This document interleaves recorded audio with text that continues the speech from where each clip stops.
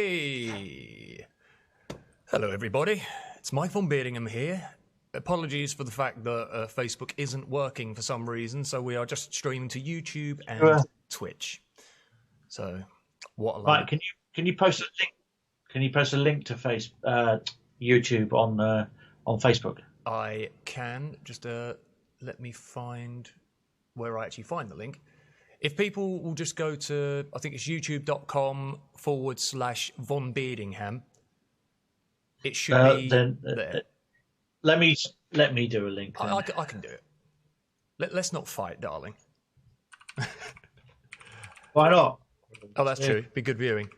Vonbeardingham. There we go. Vonbeardingham. Right, let's give that a try. Okay. So again, this is a fairly new thing for us in the spate of currently using this kind of technology. So my lovely, very special, sexy guest here today, who's looking rather contemplative at his computer. Are you typing with one finger? That's the only way I can type. Oh, bless your heart. Hey, so we've got Mr. Gordon Parrish. Hello, darling. How are you? Hi, Gordon. As you can hear, he says, hi, Gordon. Right. So the aim of these little interviews is to chat to jolly nice people I know and Matthew. Gordon's alive. Yep. Gordon's alive. Gordon's alive. Let's get a little bit of background into what they do, where they came from, what influences them, what they do on lonely nights in. Which is pretty much what everyone's doing at the moment. So, and if you would like to ask questions, ladies and gents, by all means, throw them into the chat and I will ask his lordship with the mic. That's a splendid hat, by the way. Well done. You look damn good. So, for the... I always look good. Hang on. You do? Let me just do this. Have you shaved as well? No. That's just your natural sexiness. That's fine.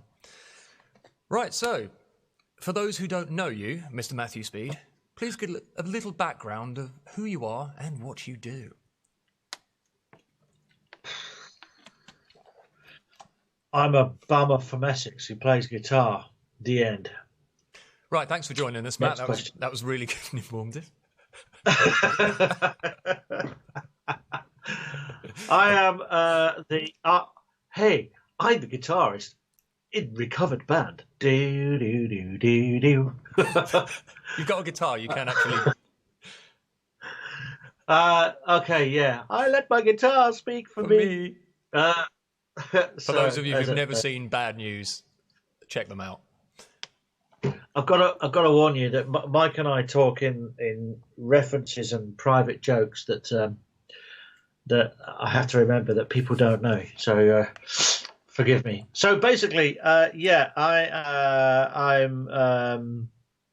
been a musician since probably the early 90s. I started guitar way back in the 80s, and I started a band way back probably mid 90s, and ever since then I've been playing and generally assaulting people's ear holes in and around the Essex area and beyond. Since then, I do pretty much everything from pit work to metal band to function bands and teaching and anything that pays the bills that involves this sort of instrument here, and a little bit of this keyboardy stuff and all sorts of stuff really. But yes, and I make my living through selling guitars through various means. I work for Dean Guitars, and I also worked for Peach Guitars, and currently I work for PMT. So there you go. Marvellous. How's that? Yep. So we are joined by Mr. Al from Ipswich. I believe that's you, Al Zorro, isn't it? We've got Lauren as well. So hello, Lauren. Gordon has a question for Ipswich. you, Matthew. Al Zorro is in Inverness, actually. Oh, is that Al? Oh, sorry. I know Al Zibub. There's many Als. But Al Zorro says, he's so hot right now. As you are. He doesn't know you very well. Right, so Gordon has a question for you, Matthew. He asked you, who would be your desert island guitarist? Oh, Steve Vai. Yeah. Without any doubt.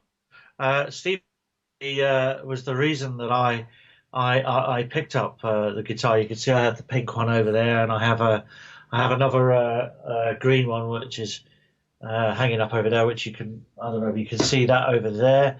And I've got the new Ibanez Jim on the way as well. So I will have 3 of those. So as for guitarists, yeah, pretty much Steve Vai. I like everything he does. Oh, you've gone live on Facebook. Oh, finally, have we? Okay. Yes. Right. Bear with me then. If that is the case. Oh, yep, there it is. Yeah. Well, that took its time. So, right. That's probably because the way things are at the moment. It's everyone's trying to use Facebook Live. Most possibly. Yep, there we go. Evening, Leanne. How are we? Right. Okay, we are rocking and a rolling. So the green gem, you have had that for how many years? 97. My wife Jo, who may or may not be joining us at some point, she bought that for me way back in 97, and it is pretty worn. Hang on, I'll get it down. It was sort of a limited run for quite. So you checking out my ass? I am. I've got my He-Man lounge pants on, which I pretty much had on all day. Good so boy. this is my Ibanez. This is my Ibanez gem. Years and years in, and the paint has sort of worn off quite significantly. You're telling over us. the years. And it's all melted away here, where my acidic buttery sweat has eaten into the finish. It's had all sorts of things. I've had the pickups of all these bits here, which are the pickups. They've been changed. It's had new frets recently, which my good friend Chris from work did for me. So that they've all been replaced because they'd worn down to basically feverishly nothing. So no, it's great. Basically, it was a natural wood guitar, and they basically take a blowtorch and they burn these black marks that you can see here into the finish, and then they stain it green, and you end up with this kind of look. But it does age. And it's done hundreds of gigs since '97. It's a great little guitar, that. Yeah, it does well. And it's got a handle, so you can throw it around your head and try not to knock everything in here. Do some curls. You can't see What's me. a curl? It's an exercise thing. That's it. Right. It's exercise, Yeah. like wanking. Oh no! Right, okay, yeah. Right, so we have Andy Warner said he got his gem at the same time. So you remember Andrew? Yes. Is that Andy's online? Is he? Hi, Andy. Yeah, Andy. Many years ago, before I got involved in the music business, I was a postman, and not a lot of people know that. But yes, I was a postman for quite a few years. And a Michael Caine impersonator as well. No, what do you mean? Not a lot of people know that. And anyway, I used to do a post round down a place in Braintree, where this chap lived, and I can't remember. I thought he was extremely good looking, so I was trying to chat him up. And turns out he was a bit of a sort of Steve Vai fan as well, and he had an Ibanez gem. And I went in his house hoping for some action, and he just took me upstairs and showed me his guitar. What a tease! I know, right?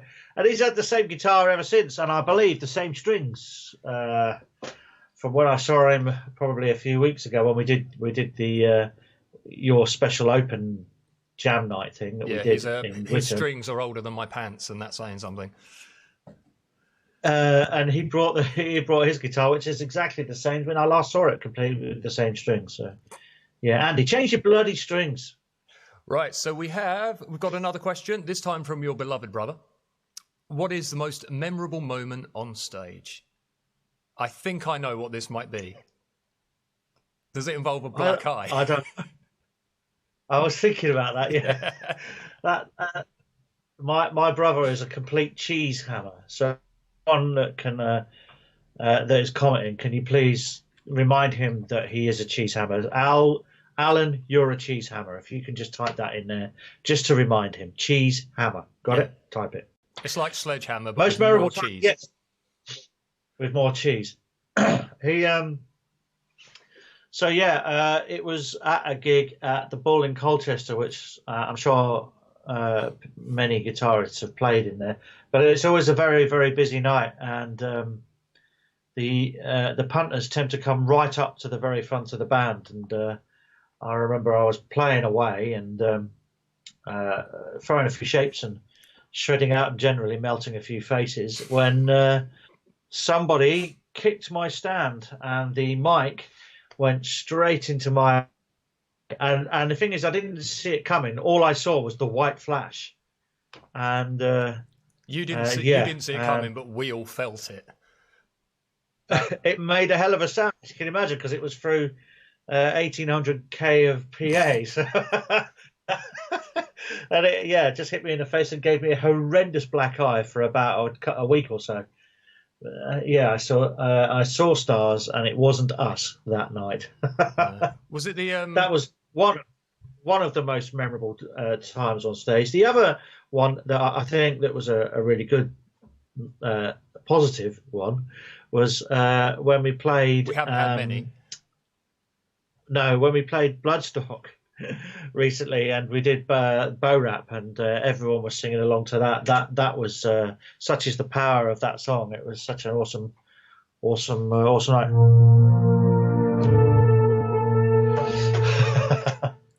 You could play that song anywhere. You could play it in a nunnery, and they would all kick off big time. That's right. Right. So, check you, Maestro. M. Sadler says... I got my little keyboard. Oh. Little M, who comes to our gigs, she says his most memorable moment has to be when I was there, obviously. Little M? Oh, yeah, definitely.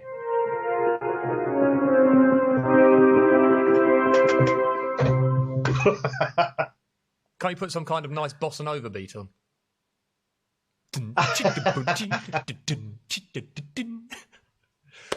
Right. It's a MIDI keyboard. It doesn't do that. I know. Right. So Nathan Meadows says Matthew makes my weenus tingle. Standard, I would say.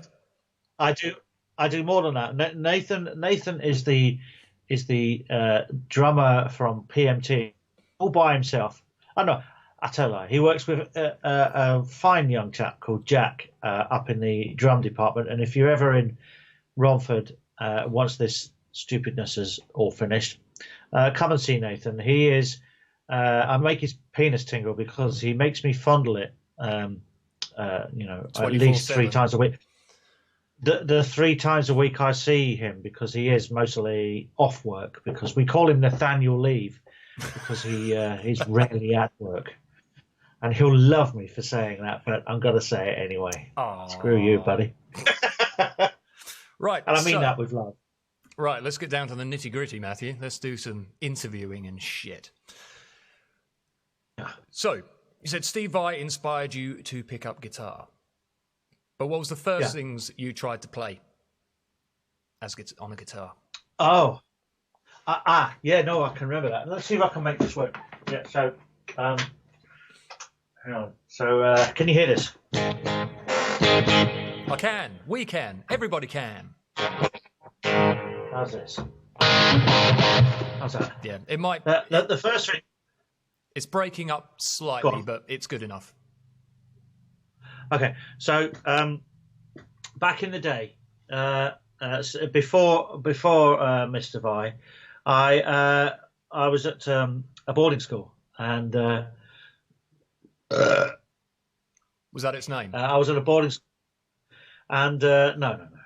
I won't say its name, but it felt like that. At school, Yeah, at the school, I only really had a tape player, and for you millennials, that is kind of like a square sort of box thing that you put into a machine and close it, and you press play, and it plays it, and it basically always goes wrong. But anyway, every tape player ran at a different speed, so what I'd have to do is press play on the tape to something like AC/DC, which was nearly always in A, D, or G, and then tune the guitar to match the tape so that I could play along to it, because you couldn't.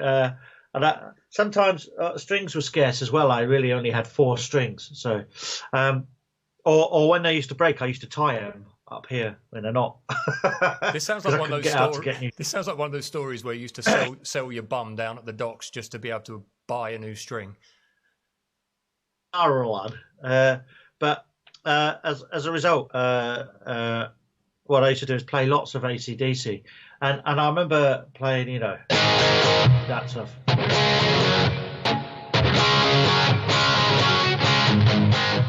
That kind of stuff was kind of what I did, but I didn't really know how to tune a guitar, so I sort of would tune it kind of like how I thought it would supposed to work, and I think I pretty much got it right, because I remember that this chord was supposed to be a chord, so and I made that work, and then I just put my fingers that sounded about right, because obviously we didn't have a lot of we didn't have any access to the internet.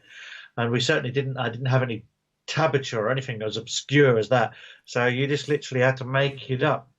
And there was no one really to teach me. Being in a boarding school, I was the only person who played guitar. So I just did what I thought sounded right. I couldn't girls. I just used to play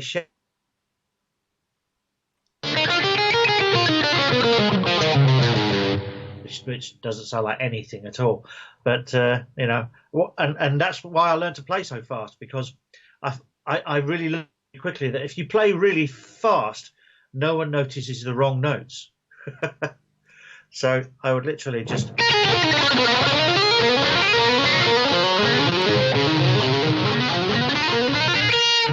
as you do. I do the same with singing. Yeah, that was it, really. I would just do that. I don't really know what the hell I was doing. But some say that that aspect hasn't really changed. I'm not saying a word. I wouldn't dream it. But with Steve Vai, the first song on the Passion and Warfare album was the one that I really liked. Oh, and we've got a freeze. So we had a bit of freeze out there. Yeah, well, that's life, isn't it? Play that one again, just for shits and giggles, because you can. Everyone's playing a Tita Web at the moment. Oh, you dropped it. Yeah, I'll do it.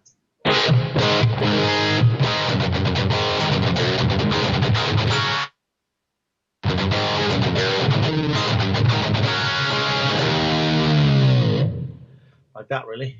That was the kind of first thing I played a Steve Vai's. Really? How long had you been playing? I remember doing this. It was the kind of first lick that I really learned of his.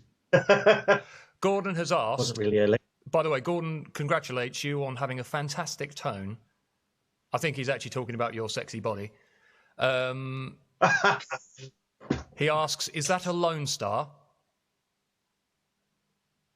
Lone Star? Is what a Lone Star? What? I don't know. You're asking the wrong person. I'm not a guitarist. Gordon, if you can enlighten us, Gordon, on what a Lone Star is, or is it a Mesa Boogie of some type? Oh, what the sound you're hearing at the moment?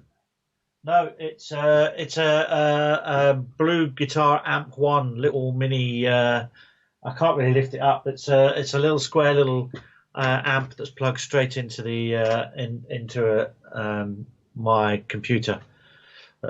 Oh, pardon. You are very windy tonight.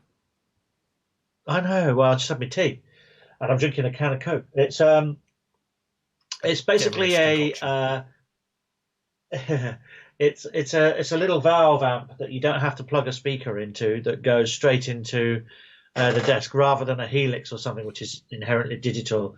So this is an analog one. So you can if you turn the distortion off, you can run it quite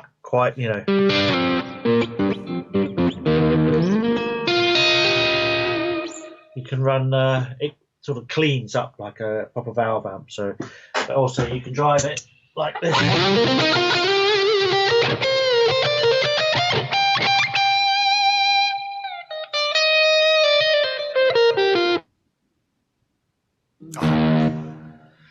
So we got most of that. Cut out slightly at the end, but that was it's got a really lovely tone to it. It's not too bad, is it? The thing is, it is a real valve amp, and I've got a TC electronic reverb pedal that's providing all of that kind of ambience, which is quite nice. But it's in mono. I'm usually in stereo, so it sounds a little bit different this evening. I've just changed the pickups in this to put some Steve Vai pickups in it.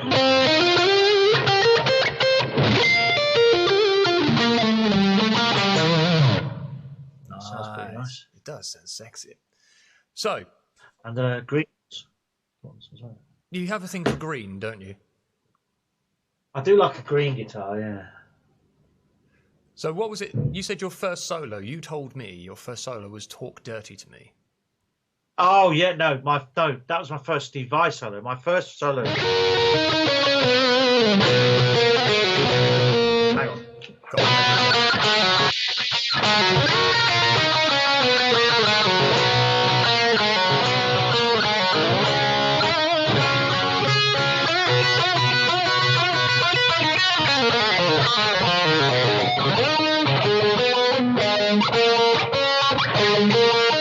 I can't remember it.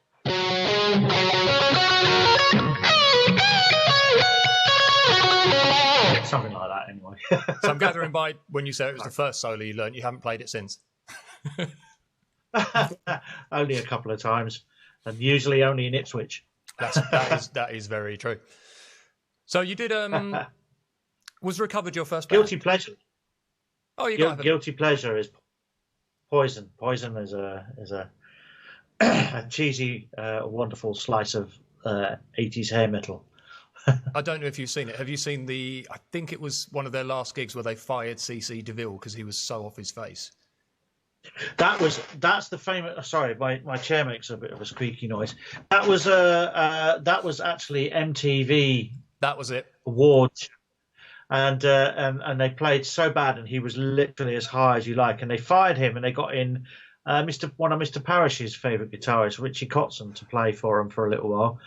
And he was a very different sort of guitarist, less cheese, more bluesy, much cooler sounding, and that kind of didn't fit in with the Poison cheese ethos. So they eventually gave CC his job back. The rest is history, as they were killed by grunge music. So that was the end of that. As was everyone with big hair. Actually, that was one of Gordon's questions. It says, what is your opinion of Richie Kotzen? As Gordon is a big fan. Cool. I really like his sort of slippery kind of... penis. Sort of smooth, legato-y style, yeah. Very, very beautiful kind of... I really like him. Yeah, love him. Don't know a lot of his stuff. Plays a really nice Telecaster style guitar. Like I think Gordon's got one as well. Very nice sound. Mm. So was Rekovered your first ever band, or were you in bands during when you first learned to play? A lot of people obviously get in bands at a very young age. That's kind of where they find their feet. Were you in a band very early on? Yeah, well, I played in a few bands with some people from the Musical Society that I was involved with doing stage musicals. We did a couple of gigs. I really can't remember what we played. It was so long ago. And then I did something with a friend of mine for a little while, which you actually auditioned to play drums for. Yeah, and you didn't give me the job, you bastard. Oh, do you know why? What, was I shit? No, you were like 15 or something. I may have no. I would have been 17. I think maybe. We wanted to play in pubs, and you were too young to play in pubs. Was the problem? Hello, Ryan. How you doing? But we never actually did any gigs because we could never really get that together.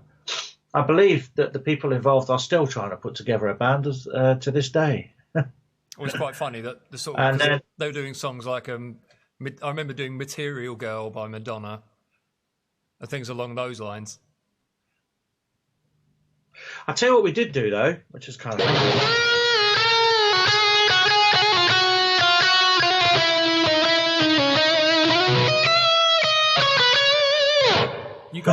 You guys did Friends Will Be Friends?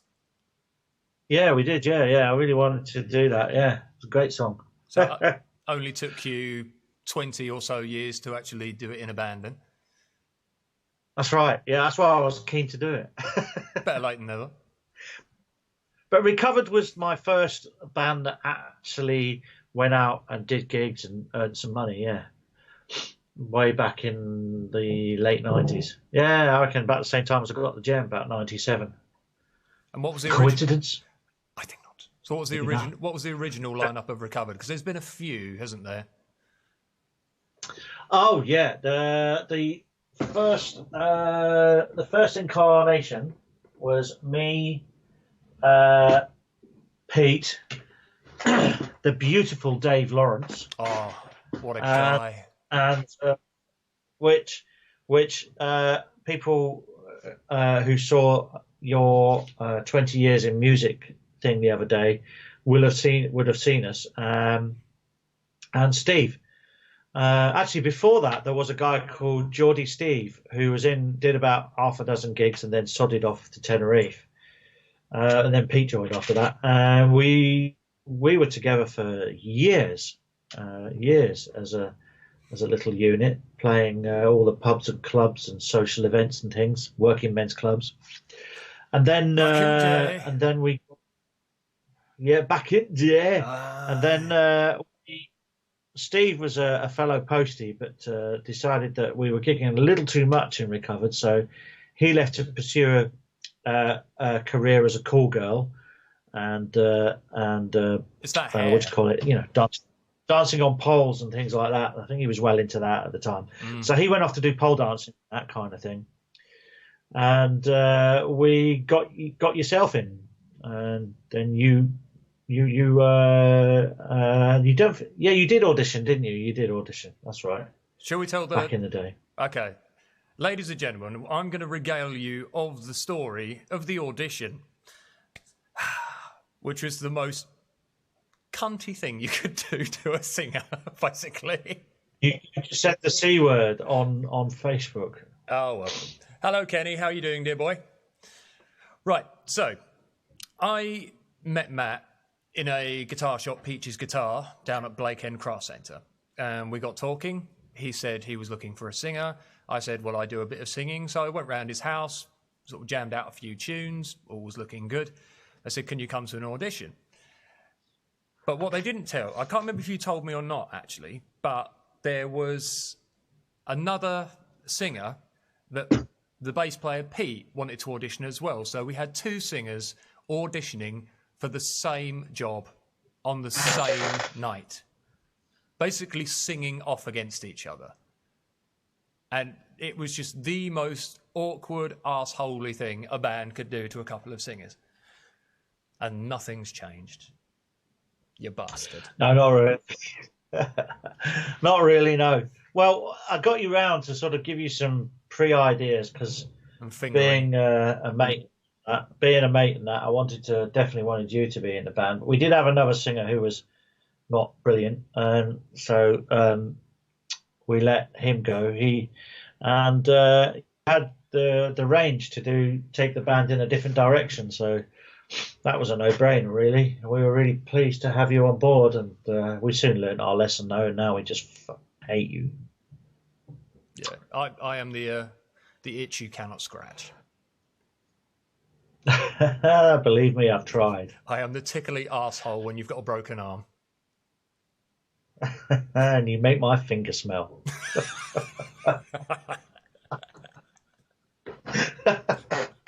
So yeah, so we got you in, and then I think we had Pete left, and then we had a couple of bass players, one of which was really stinky, and He and was then we got terrible.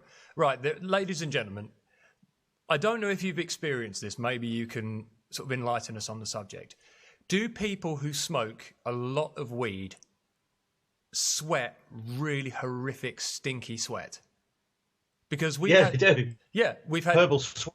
we've had two people in Recovered at one point, or at different points, who we knew were like quite heavy weed smokers, and when they sweat, it was the most foul, noxious odor. It's just vile, isn't it?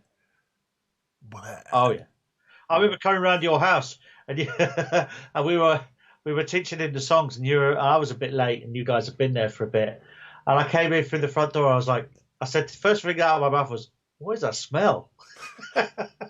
Now, normally it would be me. We went upstairs. Yeah, God, man. So we got we got rid of him because he was mostly awful, and then we got Nick Johnson to come and play for us, who's been with us. Johnson was in every band in Colchester. Oh God, he was literally was in every. Yeah, he certainly put it about it, didn't he? He got around. He was in Danny's side project from Cradle of Filth, and was touring all over the world and playing huge festivals at the weekends, and then coming back to play with us the following night, which was I always found highly amusing. And then TL James says, "Hell no, weed don't make me sweat, and everyone tells me my sweat has no odor. A medical miracle, sir." Amazing. Well done. We've had Josh for what feels like forever, who is part of the furniture back there on the drums. Who joined us when he was 21. He was when he joined the band. God. And I think his previous band held a record for the highest gig in the UK. Who actually played a gig on the top of Ben Nevis, and and then he came and joined us and came right down to earth with a huge bang. Yeah, and he's been with us ever since. It's kind of like scraping the barrel, then there's ploughing through the bottom of the barrel, through the pipe work underneath that, and just into the molten, stinky lava that's below that. That's where we sit. The really shitty bit, you have to get out with your hands at the bottom of the barrel. He is slush. Well, he's been with us for so long now that, to be honest, he met his future Mrs. Josh Tash through the band. She was a groupie. She was kind of a groupie. She had been involved in the musical society and panto thing that I was involved with. She came along to see us, and I remember saying, she was saying to me, "Your drummer's a bit hot." And now they're getting married, not in April as they were supposed to be, but with all the craziness in the world, they are now getting married about October time. We hope. Right. All being well. And also, you were in a band with me, the power metal supergroup that never really did that much. But we did some good stuff. Metal! Guardians of Andromeda. Ah, yes. So we got to wear capes and shit, so that was something. I write lots of songs about dragons and wizards and the like. Well, when you were explaining Guardians of Andromeda to metal people, it's quite easy. But obviously, then you try and explain to people who are not really in the know of what power metal is.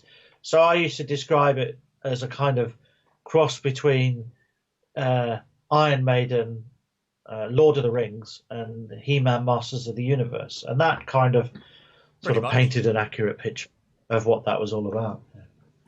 Yeah, but even gayer, pretty much. I believe the brief was, if anybody wrote anything, and the response to playing it to your peers was "that's gay," that meant it stayed in the track. Yeah. If you were embarrassed by it, then you were on a winner. Yeah, exactly. Yeah, that's right. Not to speak ill of gaming. No, or power metal, because we love both intimately. Right, grab your guitar, Yes. sir. So that's all our back history, back chat. Right. Yes. Okay, Matthew, show us some skills, yeah? Okay. Oh, yeah, there we go. Some little... Right, so what...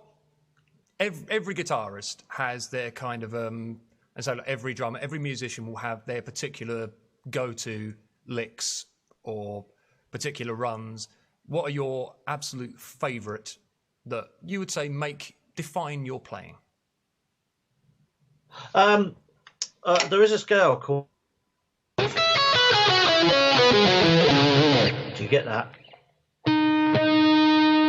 Did you get that? We got the scale. We didn't get what it was called. The pentatonic scale. Ah. Which is a very nice, easy scale, which a lot of guitarists use. And obviously I developed a fondness for that quite early on. And one of the licks that I learned way back in the 90s was to go...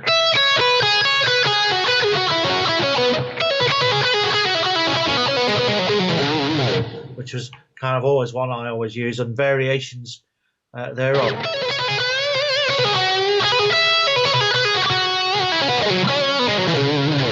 That kind of thing. That's kind of like my standard go-to thing. And if you hear me playing that kind of stuff live, that usually means that I've run out of ideas and I've fallen back into my usual comfort zone. Which is the guitar. Sorry, go on. Running Free by Iron Maiden, basically. Biddly, biddly, biddly, biddly, biddly, biddly, biddly.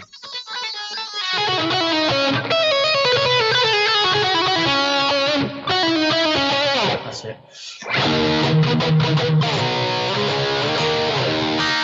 Also, I think we have to mention Iron Maiden because it was through our love of Iron Maiden, really, that we grew to fondle each other's ball sacks, wasn't it? Pretty much. It's what led us on a merry quest of fingering and nut cupping. I believe so. Didn't I come around your house and you played on your little Yamaha drum kit, and I sort of shredded out on a few kind of Maiden songs, and you realised that we knew basically 50% of about 100 or so songs, but pretty never much. Actually a whole song or two.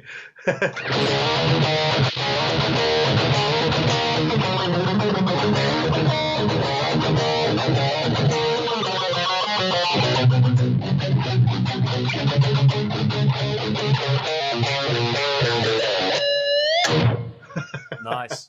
Okay. Love Death. Iron Maiden, The Trooper. Oh, Go. yeah. Oh, how many times have we played that?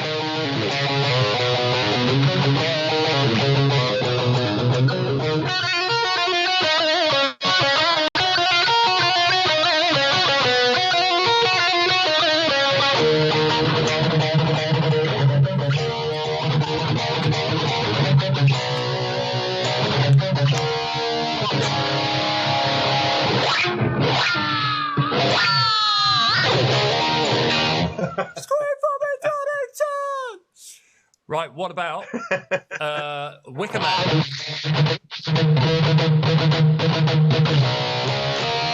I was actually going to ask for that one a second ago. Is that Wicker Man? Is that one that goes? Is that Wicker Man? Yes, anything. I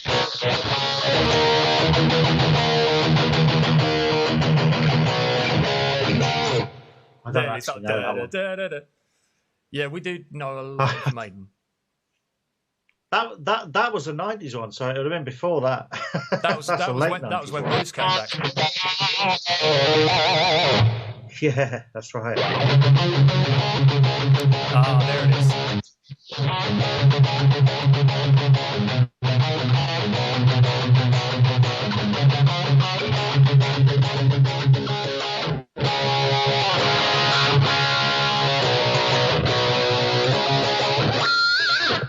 Nice.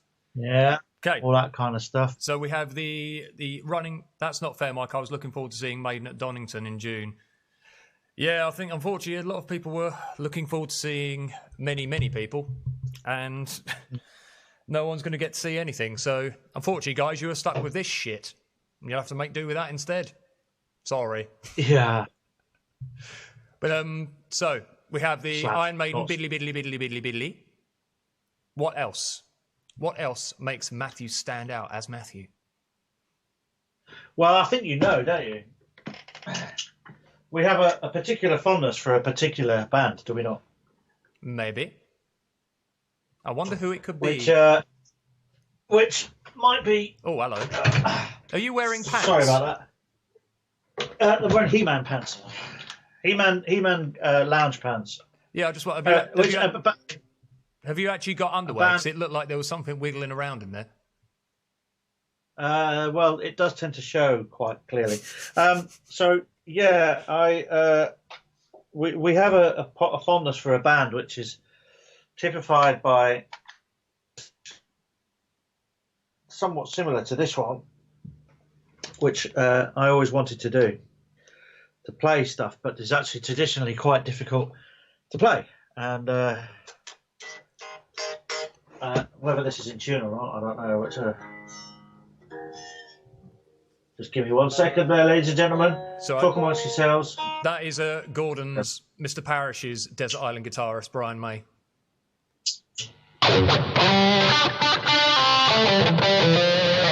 Okay, here we go. Very Brian May sound. Oh, I was going to turn my monitor off. Hold on. Oh, yeah, don't do that. Power saving thing. Yeah. Which was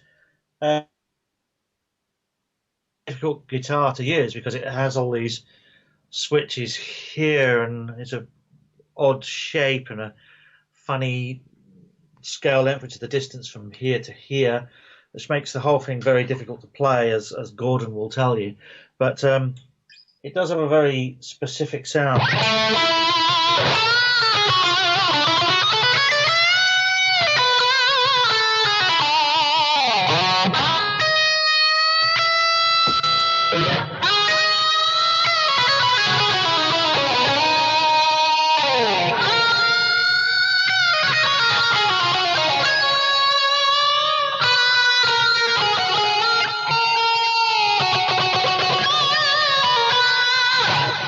Very honky sort of sound, you know, quite unique. Oh, and if you push this switch here, you get the.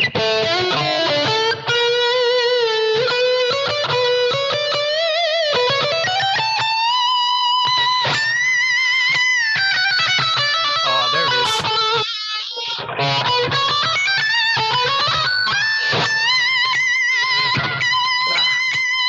That high note.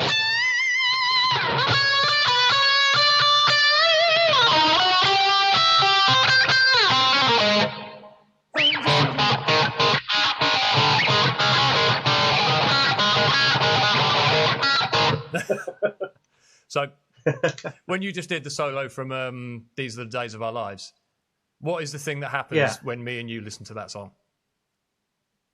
We blub. We cry. Me and Matt, our love of Queen was, say, one of the things that we really bonded over. And we both can't watch that video without weeping. The end bit where he comes on and says, "I still love you." It even to think about it just makes me blub, because that was the last time you ever saw Freddie on camera, and he knew, he obviously looked really ill and he knew he was going to die, and he just looked at the camera and said, "I still love you," and then walks off to the right of it, and it's just it's powerful stuff. It was really. It was so harrowing to see. If you ever saw I know you will have done from when you watched the documentaries, but when you actually see the colour photographs of him and the footage where he's being made up ready for the camera, and he just looks so bad. It's absolutely heartbreaking. Yeah. I know, it's a mess, isn't it? Oh dear. Right. So, what is your absolute favourite Queen song, riff, lick? Oh God. I don't know where to start with that. What is the one that you enjoy playing the most? I like this. I like the solos that come in when the guitar is not playing for a little while. So where we go like this.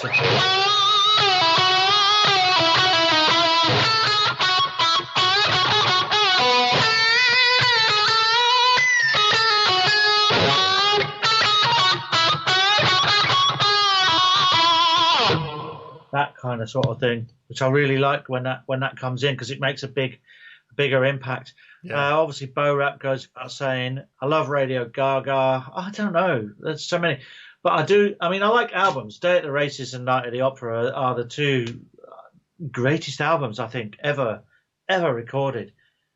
I mean, those guys, they went into the studio, and money and time was no object, so they just let their creative juices just run rampant, and they turned out two of the most ridiculously overblown albums, and that have to be listened to from beginning to end. I mean, yes, you can take songs out in isolation and go, this is a great song and that's a great song, but if you listen to the album in sort of in its entirety in the order that it was meant to be listened to, it's just ridiculous quality of tone and songwriting, and I think really it in terms of uniqueness and quality, it has never been equaled in my mind. So there you go. Agreed. Nat treasures, as we call them, and Brian is definitely a nat treasure. Oh, definitely. There's no one. That's one of those things with certain guitarists, isn't there? That as soon as you hear, they can even play just like one or two notes, and their particular style just stands out without question. And Brian is definitely one of those. Millionaire Waltz from Day at the Races is Gordon's favourite. Oh, what a fabulous! I mean, a fabulous sound. Yeah, really good. And Fat Bottom Girls, Hazel's favourite. Terrific. But I definitely think one of my favourite Queen songs is the was it Seaside Rendezvous? That is the most cheeky song. Seaside Rendezvous. Yeah. Feel like dancing, won't you give it again? Never been a fountain. Ooh, I like that. It's just what a jolly good idea. It's the most cheeky little number you can get. Right. Give us a kiss. So, I would like you, Matthew, if you would be so kind, to play a lick that slowly just doesn't sound remotely impressive at all, but as soon as it's sped up, it just sounds like you're the absolute nuts. Basically, if I can get a lick that makes it look like I can play guitar just by doing something not that impressive, but everyone thinks is great. That's what cheesy and a little bit rubbish. Yes. Cheesy and a little bit rubbish. Let me bring out the old faithful then. Hello, Jim. And everyone knows this. So one of the sort of easy things to do, which makes you look like a brilliant guitarist, but actually is really, really easy to do, is tapping with the right hand. So you take your this thing, and you hold your plectrum between the fingers like this, and then you take this, that one there, and you tap it against the string. So and it's quite easy to do. And then what you do is you then add it in conjunction with some notes here.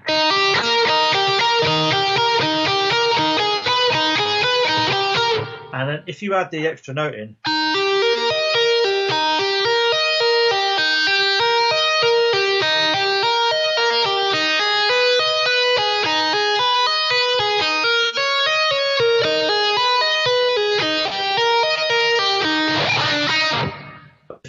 if you then take that and then you speed it up, which actually is very easy to do with that kind of triplet feel, you can really make it sound ridiculous, but actually it's really, really easy.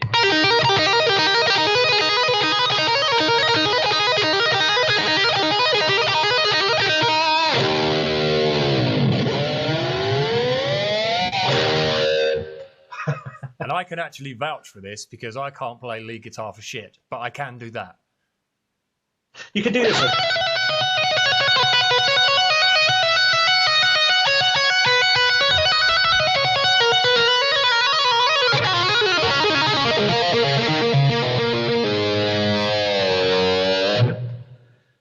That kind of sort of thing. Nice. But I sort of take scales. Yeah.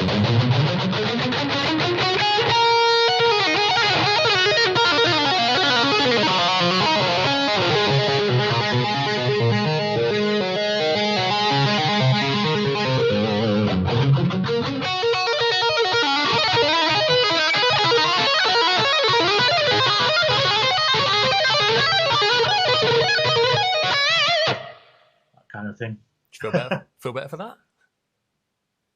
I feel like I've released. Ah, good boy. Yeah, Andy Warner just said. Is anyone still? Yeah. Go on. Andy Warner just said, "Stop telling people how easy this is. I convinced many people I was good using that." Exactly. No, I'm sorry, Andy. It's a cheap way of adding extra. If I just play it normally.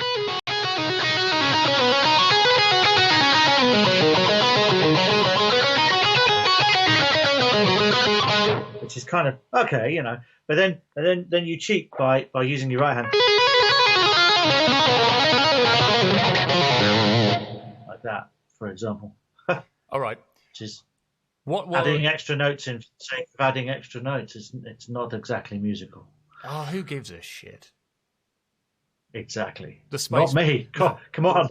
The space between the notes. Fuck off. But yeah, no. Don't need any space between them. So what do you think? What's one of the licks that was one of the hardest things for you to learn? That actually you really had to knuckle down? Sweep picking. Sweep picking is really hard. Yeah, there is. Is anyone really interested in this? Yeah, people are watching. Okay, so sweep picking. Remember, everyone, if you want to ask a question, throw in a question, and we shall ask Matthew. Please do. Sweep picking is an idea of playing one note per string. So, although sometimes there's two, which the first note will be two. So.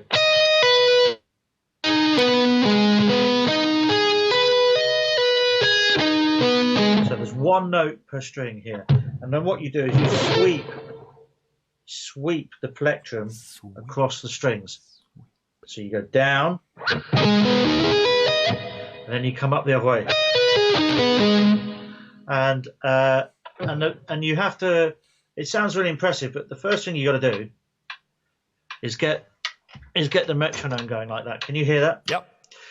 So what you do is you do it on the beat to start with. So.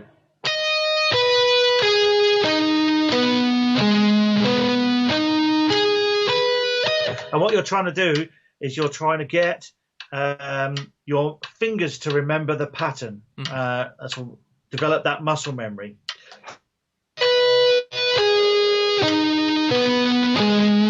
And then what you do is you then do two notes per click.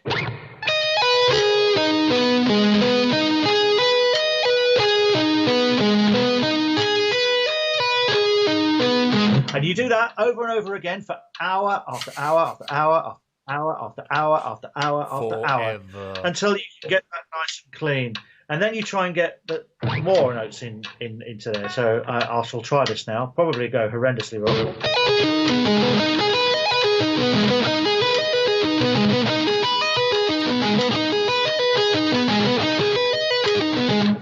And you practice it with the metronome, and then you just gradually increase the speed as you go on and on and on. So you go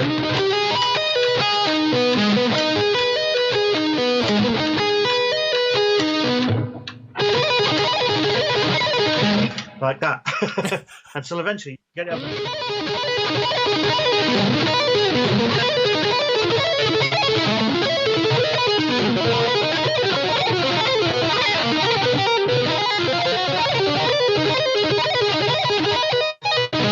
Like that. it's a cheeky number. And it's not the easiest thing to do in the world. And again, it's not really musical, but you can use part of it as part of your solo.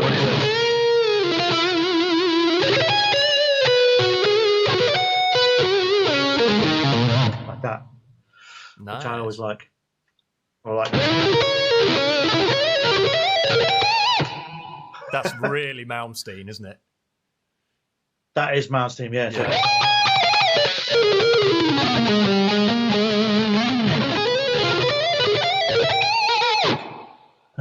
Nice. You can be Malmsteen. What about cheesy guitarist? Because I know you're a big fan of Mr. Brad Paisley. Ha! Right. Yes. Any country licks you could bash out for us? No, I can't play country music. Oh, come on, don't be a pussy. Stop it. Stop it. I'm really bad at it. I bought this guitar so I can basically do those kind of licks, but I can't play them. So. Have you got a cowboy hat nearby? No, it's in my van. Ah, damn you. You're a failure as a human being. I'm aware of this. Just let me tell people who Brad Paisley is. Right, for those of you who don't know, Brad Paisley is an incredibly, disgustingly talented songwriter and country musician guitarist. I think he was taught by Chet Atkins, wasn't he? He taught him some of what he knows, yeah. Yeah. And his songwriting is absolutely fantastic, but the stuff that he can play using that sort of hybrid sort of picking and chicken picking, those kinds of things. Yeah, exactly, yeah. This is going to be horrendous.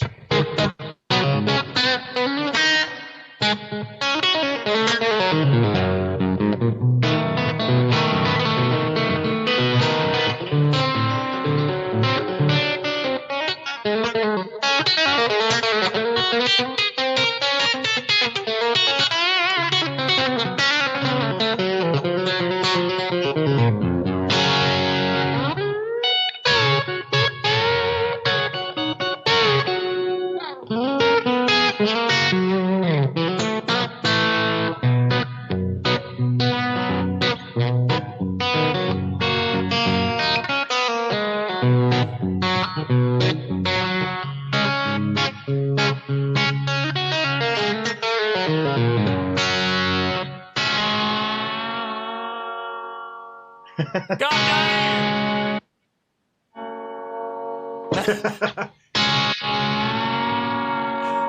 No. Yeah, I can't play Brad Pitt. Screw you for Anthony just said, I can't play country music, proceeds to bust out some nice country licks. Yeah. No, I'm no good at it.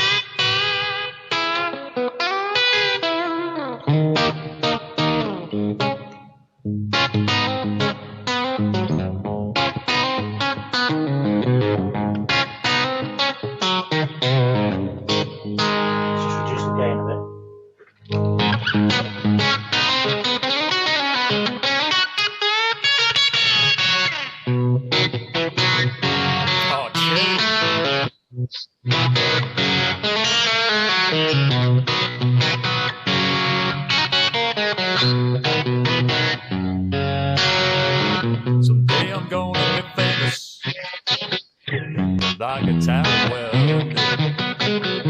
These days you don't really know. What a song!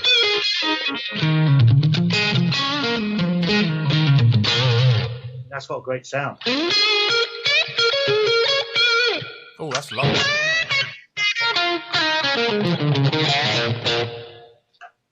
Great sound. You went and saw Brad Paisley, didn't you? Gigs of my entire life. He was just everything you wanted him to be. Yeah. He was amazing.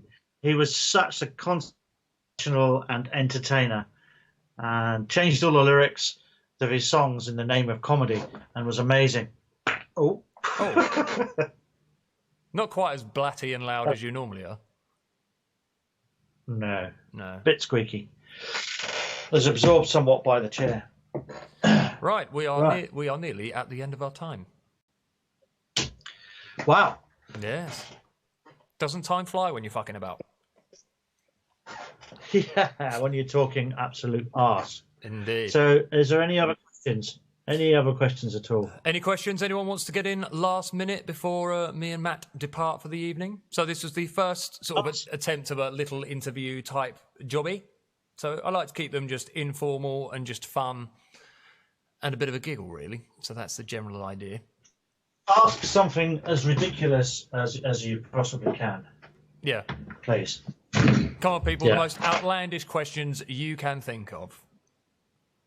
I've got one. Oh, you won't be able to see. I got one of these. You got that. I got a boggling.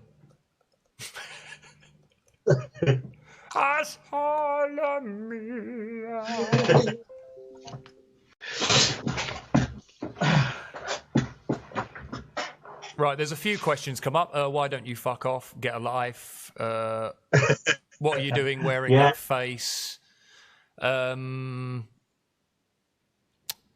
Nope. Nobody's asking anything. That's because nobody's watching anymore. So, right. So, just like to thank anybody who tuned in. So we're doing this just to try and dispel the boredom and mundanity that is creeping into everybody at the moment. But I'd just like to thank... Stay safe. Yes, be sensible, stay safe, everybody. We will come through this. The world has been through worse, and we're all still here. So I'd just like to thank Mr. Matthew for being my first guest, breaking my virginity wide open. Again. So thank you very much, dear boy, and I will see you when I see you. Thanks for having me, and I guess Rekovered will be back on the scene as soon as is humanly possible. All right. And remember, ladies and gentlemen, that the world will be just fine, regardless of what happens. It's us that may be off the menu. The world will be just fine. Yeah, maybe if we sort our shit out, we might be able to fit slightly better into it. Yeah, there's always an opportunity there. Al Zorro just said, I doubt he's your first. That's definitely true. All right, is he still watching? He is. He must be really bored. That massive cheesy arsehole. Oh, he's run out of tissues and his balls are shriveled up now to the size of peanuts. Right, okay. It's gone 8 o'clock. It's time for me to go and grab a glass of wine and watch The Simpsons on Disney Plus. So, yeah. You do. Anybody got any good suggestions of episodes? Then please let me know. I'm going to start with Cape Fear this evening, which is a Sideshow Bob episode where he tries to kill Bob. So I'm going to go and watch that right now. Right, you have fun, little pickle.